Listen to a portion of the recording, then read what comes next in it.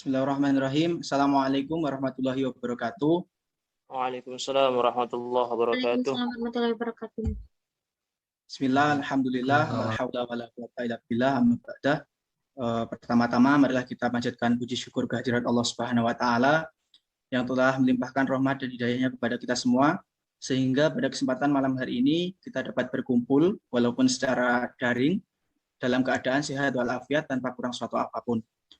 Selanjutnya salawat serta salam marilah kita curahkan kepada junjungan kita Nabi Agung Muhammad SAW yang telah memimpin kita atau memberikan jalan yang lurus dari zaman jahiliyah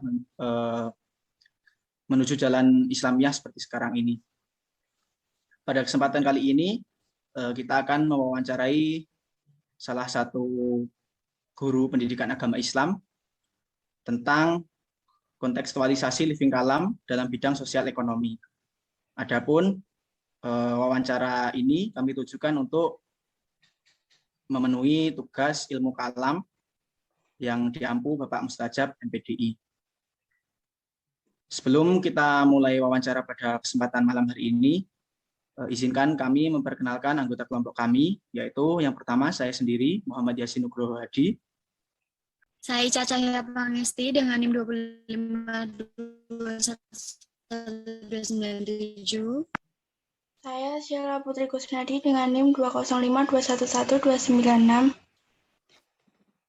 Saya Reni Fitrotunisa dengan NIM 205211298. Saya Wahyu Nurisan dengan NIM 2052111299.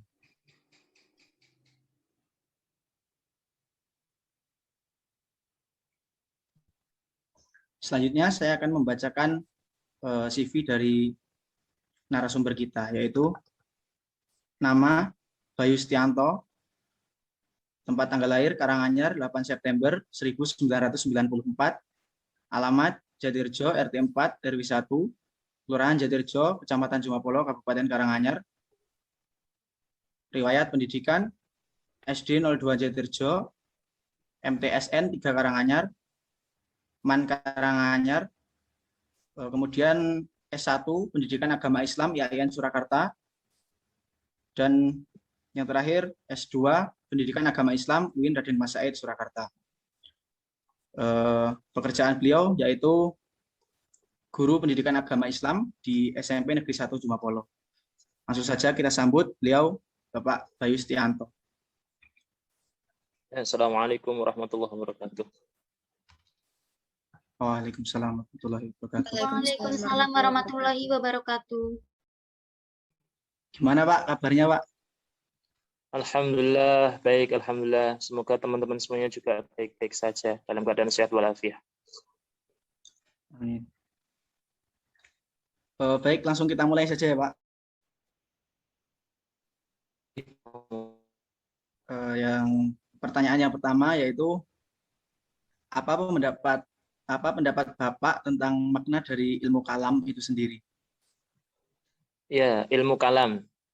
Kalau kalam diambil dari kata atau secara bahasa artinya perkataan atau pembicaraan. Sehingga kalau menurut saya ilmu kalam yaitu ilmu yang membahas tentang keyakinan umat Islam atau ilmu yang membahas membicarakan tentang keyakinan umat Islam yang mengenai ketuhanan atau zat Allah Subhanahu wa taala atau sifat-sifat Allah Subhanahu wa taala ataupun segala yang melekat pada diri Allah Subhanahu wa taala menggunakan kalam atau di sini bisa dikatakan yaitu logika atau akal pikiran, yaitu menggunakan dasar akliyah atau dalil akliyah, yaitu logika yang bisa diterima.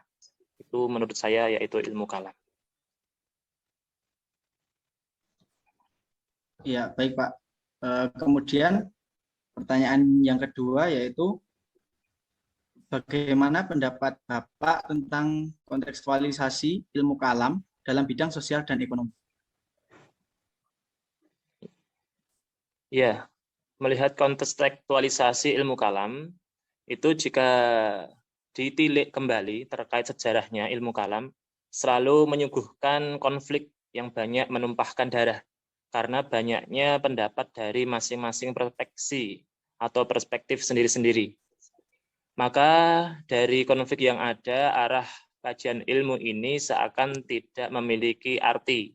Ilmu kalam yang berkembang tanpa perubahan dan sedikit minat dalam pengajiannya seringkali dianggap gagal.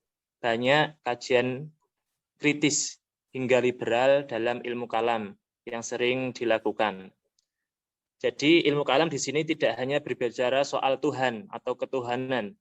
Tuhan di sini maksudnya yaitu ciptaannya, manusia, lingkungan, alam, semesta, dan lain sebagainya, juga termasuk sosial ekonomi. Jadi ilmu kalam bisa menghasilkan wajah baru. Ilmu kalam yang tidak hanya mengkaji tentang fanatisme, keimanan, tetapi dengan merespon realitas baru yang dijumpai manusia seperti sosial, ekonomi, kemanusiaan, kebudayaan, dan lain-lain. Jadi hubungannya sosial ekonomi di sini bisa menjadi salah satu kajian untuk menghasilkan perspektif ilmu kalam yang tidak hanya membahas Tuhan, namun juga sesuatu yang berhubungan dengan Tuhan. Dalam hal ini membahas kedudukan atau posisi seseorang dalam kelompok masyarakat yang ditentukan oleh jenis aktivitasnya. Karena dasar ilmu kalam di sini berkiblat bukan hanya dasar nakliyah, akan tapi juga dalil atau dasar akliyah. Seperti itu.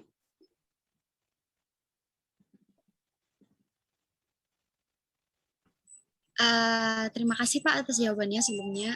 Kemudian untuk pertanyaan selanjutnya itu apakah dengan menerapkan living kalam dalam diri manusia itu akan berpengaruh pada suatu tatanan sosial ekonomi dalam masyarakat? Ya, tentunya dalam living kehidupan manusia, ilmu kalam sosial ekonomi itu pasti sangat berpengaruh. Karena segala sesuatu yang kita lakukan di dunia ini pasti berhubungan dengan Tuhan. Dalam Islam, ikut serta dalam segala tindakan manusia dari berbagai sektor pasti melibatkan Tuhan atau melibatkan Allah Subhanahu wa Ta'ala. Entah itu di bidang seperti bidang pendidikan, kebudayaan, kemanusiaan, sosial, atau ekonomi. Tidak hanya sebatas antara timur dan barat. Ilmu kalam masuk dalam ilmu pengetahuan. Ilmu pengetahuan ini itu memilik semua orang. Tidak bisa dibatasi dengan cara apapun.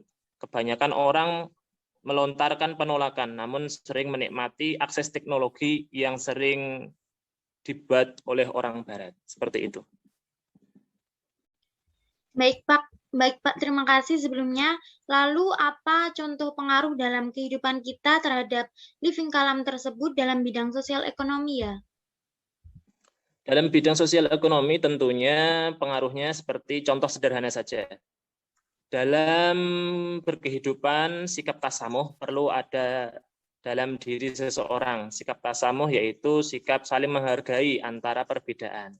Jadi di sini ilmu kalam memfasilitasi bagaimana caranya seseorang itu berbaur antara fase bawah dan fase atas, sehingga juga dapat dipertanggungjawabkan dalam kehidupan sehari-hari. Seperti itu. Baik, Pak, untuk selanjutnya, adakah tantangan yang akan dihadapi ke depannya dalam menerapkan aktualisasi living kalam di masyarakat? Pastinya tantangannya sangat banyak sekali ya.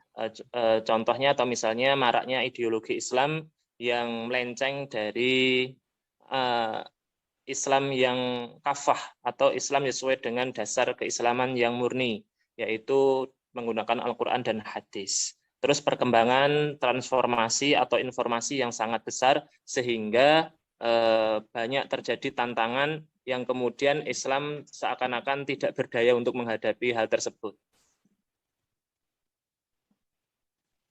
Ya begitu, insya Allah. Untuk pertanyaan yang ke-6, Pak. Bagaimana upaya atau hal yang dapat kita terapkan untuk menghadapi tantangan tersebut? Untuk menghadapi tantangan tersebut, umat Islam harus bangkit. Jadi umat Islam selama ini cuma ternina bubuk sebagai konsumen, juga sebagai penikmat apa yang ada, mohon maaf, yang dibuat oleh saudara-saudara kita yang non-Islam. Sehingga ilmu kalam seharusnya juga bisa menjawab tantangan-tantangan tersebut, sehingga ilmu kalam bisa menjadi wadah untuk kebangkitan, yaitu kebangkitan umat Islam, terutama di sosial ekonomi, seperti itu.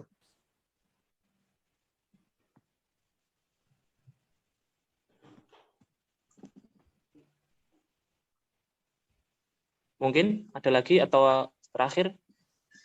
Masih ada lagi, satu lagi Pak. Yang terakhir, menurut pendapat Anda, bagaimana harusnya sikap seorang mahasiswa dalam menyikapi ilmu kalam dalam masa kini? Ilmu kalam seharusnya sudah tuntas dikaji oleh ilmuwan-ilmuwan kita, para filosof-filosof kita, sehingga untuk teorinya insya Allah kita sudah tuntas. Dari Imam Ghazali, dari Imam Naqiyuddin, terus dari Abu Hajar Asqalani dan sebagainya, itu sudah tuntas semuanya. Nah, tinggal kita sebagai mahasiswa, bagaimana caranya kita menerapkan ilmu kalam itu dalam kehidupan sehari-hari. Misalnya begini, ilmu kalam juga pernah, kalau Islam di ilmu kalam itu membahas air. Air selama ini di dalam umat Islam cuma sebagai sebatas wudhu, membatalkan wudhu dan sebagainya. Kan tapi kalau kita mengkaji ilmu kalam secara sosial ekonomi, jadi air itu bisa bermanfaat bagaimana nanti kita mempunyai produk atau sebagai apa ya, air sebagai penyembuh atau air sebagai apa ya, wadah untuk mengobati seorang. Jadi kita tarik ke depannya lagi bahwasanya air itu tidak cuma untuk dikaji belaka, kan tapi juga bisa bermanfaat dalam kehidupan sehari-hari. Seperti itu. Itu contoh kecil saja. Jadi mahasiswa sekarang ini bisa mewujudkan apa yang menjadi teori yang dilakukan oleh para pendahulu sehingga mahasiswa bisa menerapkannya dalam kehidupan sehari-hari. Jadi ada prakteknya, ada tindak lanjutnya. Seperti itu.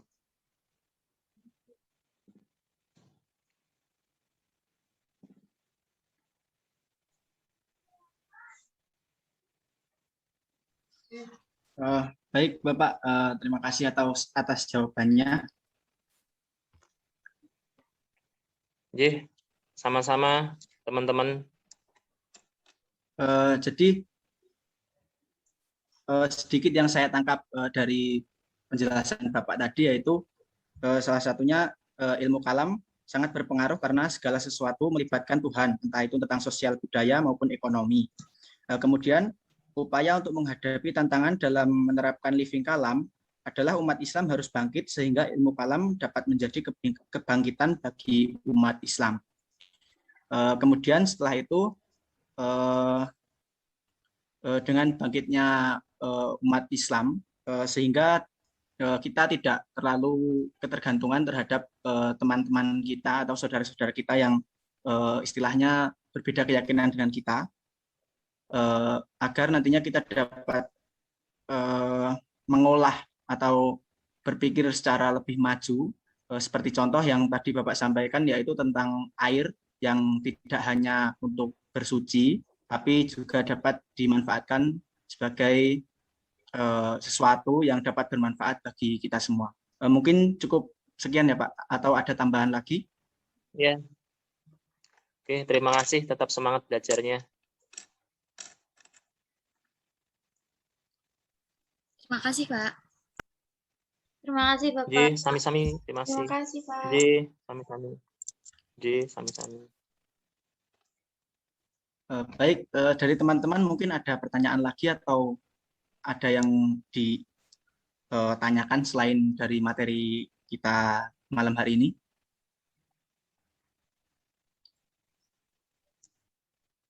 Mungkin dari saya cukup, Mas. Cukup ya. Baik, saya rasa sudah cukup.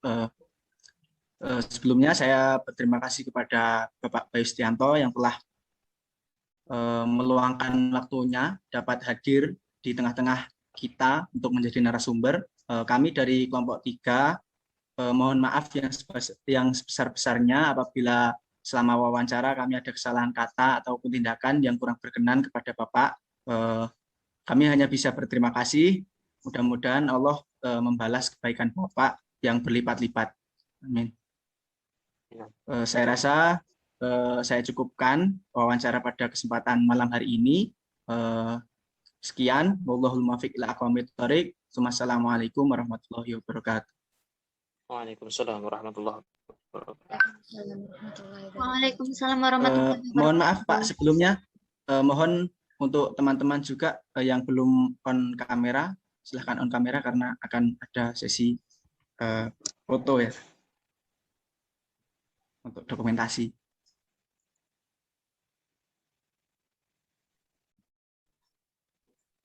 Mungkin Mbak Ica, silahkan.